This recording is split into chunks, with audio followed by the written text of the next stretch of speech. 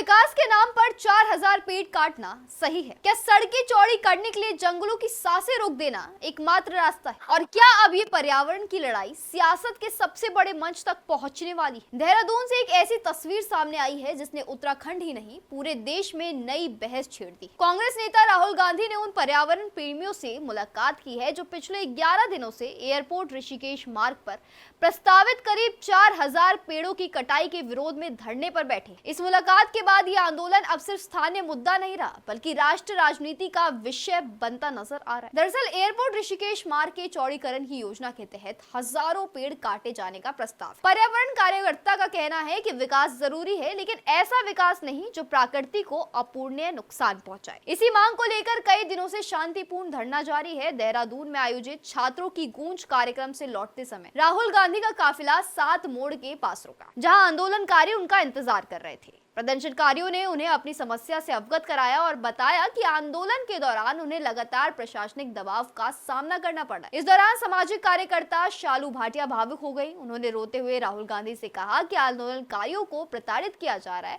उनका आरोप था कि प्रदर्शन में शामिल लोगों पर मुकदमे दर्ज किए जा रहे हैं और यहाँ तक कि बच्चों को भी हिरासत में लिया जा रहा है। शालू भाटिया ने कहा कि पिछले 11 दिनों से शांतिपूर्ण आंदोलन के बावजूद उन्हें न्याय नहीं मिल रहा और वो खुद को पूरी तरह बेबस महसूस कर रही। राहुल गांधी ने आंदोलनकारियों की बात ध्यान से सुनी और उन्हें भरोसा दिलाया है कि इस मुद्दे को लोकसभा में उठाया जाएगा। उन्होंने कहा कि पर्यावरण संरक्षण का ये विषय बेहद महत्वपूर्ण है और इसे नजरअंदाज नहीं किया जा सकता। उन्होंने ये भी कहा कि आंदोलनकारियों को हर संभव सहयोग दिया जाएगा। इतना ही नहीं, राहुल गांधी ने उत्तराखंड कांग्रेस अध्यक्ष गणेश गोदियाल को भी आंदोलनकारियों के संपर्क में रहने और उनकी हर संभव मदद करने की बात कही। इस बयान के बाद आंदोलन को राजनीतिक समर्थन मिलने की चर्चा तेज हो गई है। राहुल गांधी की इस मुलाकात के बाद धरने पर बैठे लोगों में नया उत्साह दिखाई दिया। आंदोलनकारियों का कहना है कि उनकी लड़ाई किसी राजनीतिक दल के लिए नहीं है बल्कि आने वाले पीढ़ियों के भविष्य के लिए है।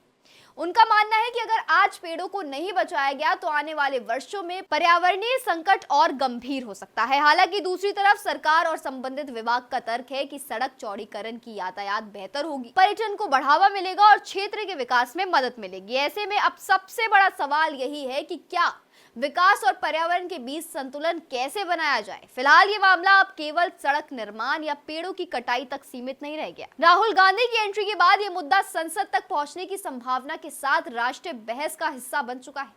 अब देखना यह होगा कि क्या सरकार इस परियोजना में कोई बदलाव करती है, क्या आंदोलनकारियों की मांग पर विचार होता है या फिर विकास और पर्यावरण की ये टकराव आगे और तेज होगी। दोस्तों, आपकी क्या राय है? आपका क्या मानना है? विकास के लिए पेड़ों की कटाई जरूरी है या पर्यावरण की रक्षा सबसे बड़ी प्राथमिकता होनी चाहिए? अपनी राय हमें कमेंट बॉक्स में जरूर बताएं और अगर आपने हमारे चैनल को अब तक सब्सक्राइब नहीं किया है तो जल्द कर दीजिए।